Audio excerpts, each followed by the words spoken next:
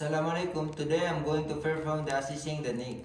The definition of this assessment is the NIC is involve a physical examination of the NIC and its surrounding structure to evaluate the any of abnormalities such as swelling and thyroid. The purpose is to evaluate the structure of the neck and including the and to identify any sign of infection, inflammation, and the equipment needed is the glove, pen light and flashlight and stethoscope and measuring tape. The consideration is a patient comfort, history, posture, cultural sensitivity, systemic consideration. The things to document is the infection of the neck, palpation of the lymph and nodes, palpation of the thyroid and range of the motion. So sir, I'm going to inspect your muscle and First, I'm going to inspect the neck to evaluate the any condition of the skin and muscle Next and is- abnormality, swelling and masses. Next, I'm going to tell the client to move his head against my hand.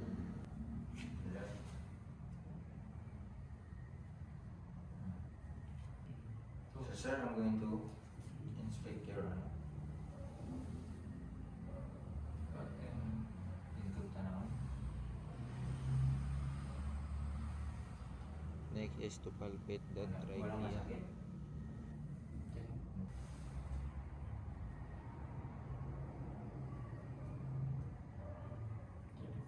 Di masakit to?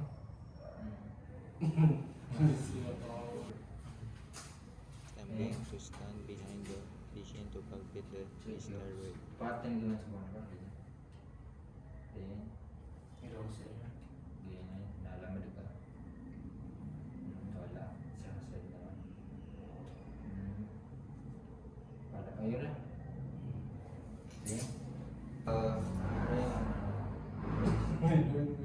Tapos ganun ba? Sasad naman ito. Masakit?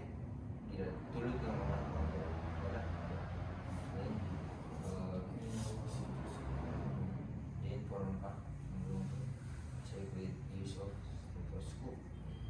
If the thyroid is enlarged, I'm going to use a stethoscope to clarify the masses.